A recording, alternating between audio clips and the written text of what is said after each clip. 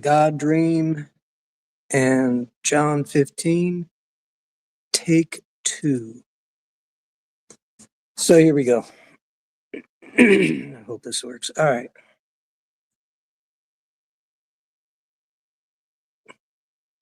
You will, as a Christian, be offended.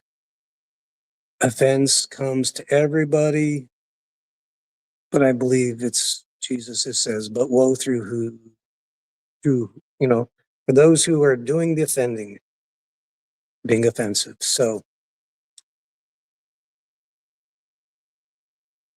a few days ago, I was offended. One of my close friends just blew up on me.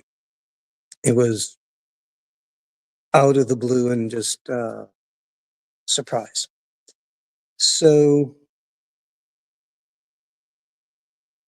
I try to talk with them and I get some resolve uh, as to sorting it out. You go to whoever offends you and you talk it out. So I'm trying to do this with my friend, and it's to some success, but it's they're not they're not seeing it the way I'm seeing it. They're like, yeah, I blew up at you, but this, and the other is going on in my life. I'm like, no, that's not a reason to blow up at anybody. But we never got that far. It was just, uh, how do I don't want to give away too many details, so I'll just say the conversation didn't end with an explosion. It was just like, okay, that's how you see it. And I see it differently. So we'll just leave it at that. And the relationship, the interactions between us changed, redefining what interactions would happen between us. It was, I don't even trying to keep it vague. So, anyhow, I'm pretty hurt by this because this is a close friend, known him for decades, and it's not being resolved. And I'm hurt, forgive, repent, walk in love. I know that. And bless those that curse you, pray for those who spitefully use you. And I'm doing that as best I can. And I mean that in a real way. Like I'm talking to other friends, not so much to slam them at all. It's more so to see where my heart's at. And, I feel like I'm doing okay. I'm still upset, bothered. It's never fun to fight with a friend and with someone you love. So I go to sleep. And it would have been Thursday I had this dream. Today's Saturday. So in the dream, I go into a large house. It's older, built in the 50s. It's all wood.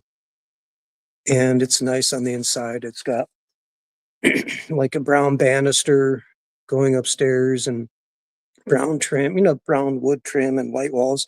Real nice. And in it, there is a large grapevine growing in the house, and it's climbing up the walls. And it's not odd to have this grapevine in the house. So I put my hand. I like walking out in the woods, so there's grapevines like that out in the woods, and they're you can swing on them. And the older they get, the thicker the grapevine gets. And this grapevine was like the base of it was just massive, like a small tree. So I put my hand on the grapevine and I shake it, and it's very solid. And uh, the thought that comes to my mind that I believe is God, that I know is God, is that uh, the root is solid. The foundation is solid. And I understand that to be me. Got on the grapevine. that, I've been doing this, I've been doing this gig for about 25 years. And so I've got some age to me experience. And that my foundation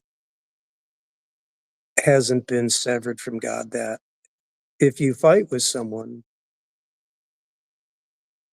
at times it can destroy your walk with God, or at least maybe the bitterness that we experience that we don't process separates us from God.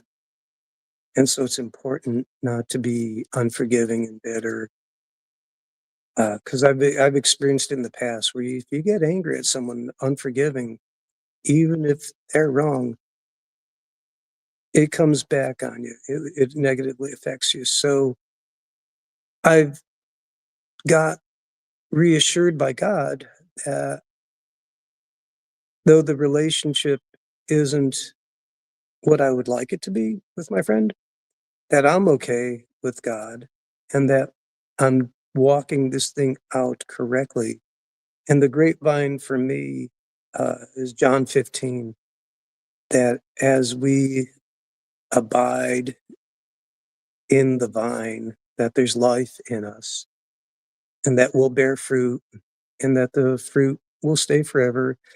And I think, you know, part of the fruit of the Spirit is forgiveness and mercy, understanding. It's Father, forgive them. They know not what they do. It's one thing to read it, and it's another thing to say, well, I want to be like Jesus. And God's like, really? Okay, here's some tribulation for you. Here's a problem. Here's a crucifixion for you. Not maybe physically, but emotionally, you're going to go through it. And emotionally, I went through it. Uh, just a disappointment. And so it is, can you love those who spitefully use you? Bless those that curse you. Pray for those who spitefully use you. And forgive them. Because as we do that, we abide in the Father and the Father in us, and He gets us through it so that we can see them not as the world would see them, but as we would see them with eyes of mercy with God. So that's me. That's it. That's why I don't want to forget the stream. That's kind of why I'm posting it. And it was also, for me, it's watching how I think about them even afterwards. Uh, it is my job, my obligation to keep my eyes on God, in and with God, in His love, and He will work it out. That I will communicate in and with love and see the best in them and for them. Not denying that they have problems, but not being a vengeful avenger. Like, I'm going to let you know, I'm going to help you. I'm going to let you know how messed up you are. No, don't do it. Me. Future me might be saying, good job, past me, for not being bitter and judging and walking in love. Because if you don't, God will give you opportunity to change your mind, and it can be difficult. Don't like it. Going to save some time, save some, and save the relationship with God. So that's it in a nutshell. Well, I'll tell you what, I'm going to end this one. And for those two people watching, thanks for watching. Have a great day.